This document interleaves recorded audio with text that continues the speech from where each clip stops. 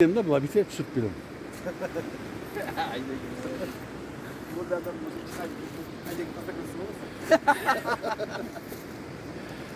Aynalayın dostlarım. Kişkeneden birge ösken dostlarım.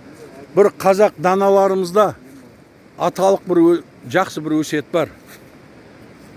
Бүкіл dünyanın бар байлығы қымбат емес адамның көңілінен.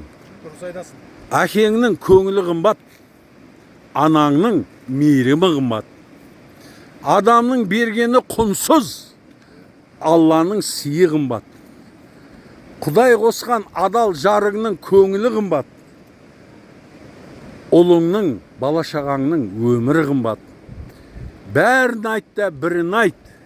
Ауылдастың, ағайын достың, бауырдың сүттен ақ көңіл қымбат.